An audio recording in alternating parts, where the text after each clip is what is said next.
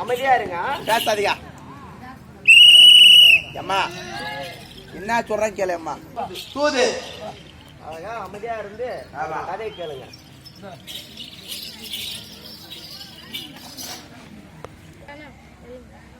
இது இருக்கின்றது ஆமா ஊராங்கனி. ஊராங்கனி. இந்த ஊராங்கனி நன்னகரில் இருக்கக்கூடிய ஆமா மகளிரும் ஆமா ஆடவரும் எதற்கு ஒப்பானவர்கள் தெரியுமா? எதற்கு ஒப்பானவர்கள்? ஏற்கனவே காலத்திலே ஆமா இந்த தங்க தமிழ் திருநாட்டில் ஆமா கொங்கணமுனி என்று சொல்லக்கூடிய ஒரு முனிவர் வாழ்ந்து வந்தாராம். முனிவர் வாழ்ந்து வந்தாரா? அந்த முனிவருக்கு ஒரு குணம். ஆமா கோபத்திலே சிறந்தவர் கொங்கண முனிவர். கோபத்தில் சிறந்தவர் கொங்கண முனிவர். எதில் சிறந்தவர்?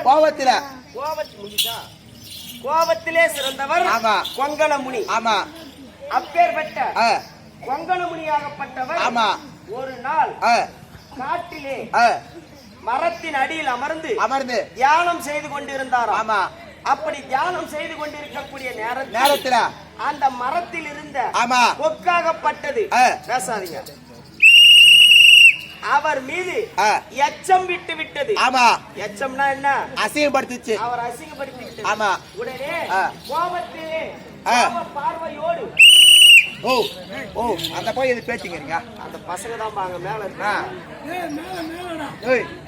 கோயில்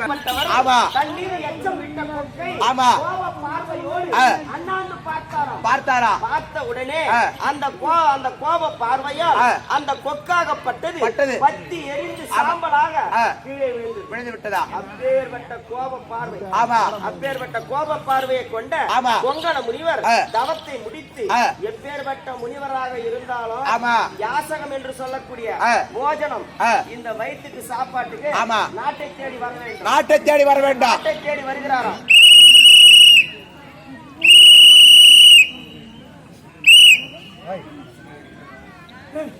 நீ பேசுறீங்க.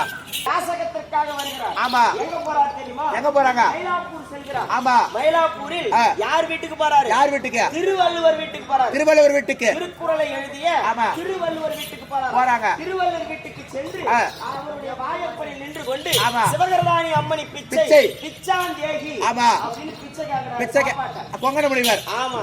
அங்கு திருவள்ளுவருடைய மனைவி வாசுகி அம்மாகப்பட்டது இவருடைய குரலை கேட்டு சாப்பாட்டை எடுத்துக்கொண்டு உடனே கொடுக்கல. அங்கு வீட்டிலே இல்லறமாகிய கிரகத்தில் ஒரு கணவன் ஒரு மனைவி கணவனுக்கு செய்ய வேண்டிய அத்துணை பதிவிரதா பூஜைகளை முடித்துவிட்டு பொறுமையா சாப்பாடு எடுத்துட்டு வராங்களா? வந்த உடனே இவருக்கு மேல கோபம் அதிகரிக்கிறது. எப்பயுமே குடும்பத்துல கோபம் ஒருத்தருக்கு ஒருத்தர் சண்டை வந்து கோபம் வந்துச்சுன்னா தயவு செய்து சாப்பிட்டுருங்க. ஏன்னா இந்த கோபமாகப்பட்டது சாப்பிடாது இருந்தா இந்த பசியின் கொடுமையால் இரட்டிப்பு மடங்காகிவிடும். கோபம் அதிகமாகும். ஆமா. கணவரோ மனைவியோ மாமியா மருமோ யாருகிட்ட சண்டை வந்தாலும் சாப்பிடாத மட்டும் இருக்காதீங்க. ஏன்னா சாப்பிடாமல் இருந்தால் கோபம் இரட்டிப்பாகிவிடும். இவர் பசி என்று வந்தவர் வாசிகம்மா வரல. இவருடைய கோபம் இரட்டிப்பாகிவிட்டது. இரட்டிப்பாகிய உடனே அந்த வெளியே வாயற்படியில் சாப்பாட்டோட வந்தாங்க.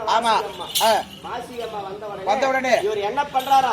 அந்த கோப பார்வையோடு வாசுகி அம்மாவை மேலும் கீழும் உத்து பாக்குறாங்களா? உத்து பார்த்த உடனே அந்த அம்மா கேட்டாங்களா, கொக்கென்று நினைத்தாயா கொங்கண முனியே?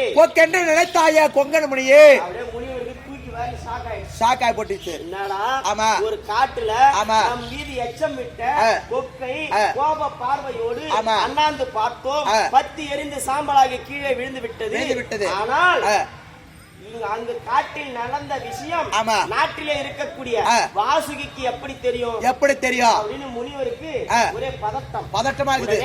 வாசுகி அம்மா சொல்றாங்களா, நீங்க என்ன நினைக்கிறீங்கன்னு எனக்கு தெரியுது.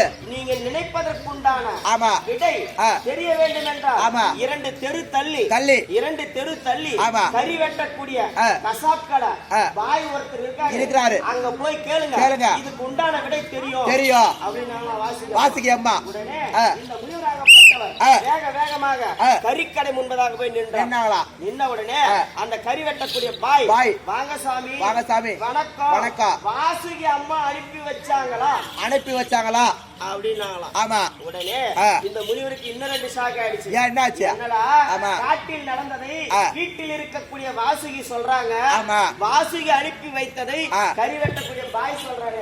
என்னடா அங்க நடக்குது? ஏன்னா அந்த வாசிகா மகராங்க பத்தியா அவங்க வாட்ஸ்அப்ல கறிக்கிற பாய்க்கு மெசேஜ் அனுப்பிச்சிருப்பாங்க, இது மாதிரி கொங்கண முடி வராரு அவரை பார்த்து அனுப்புனு.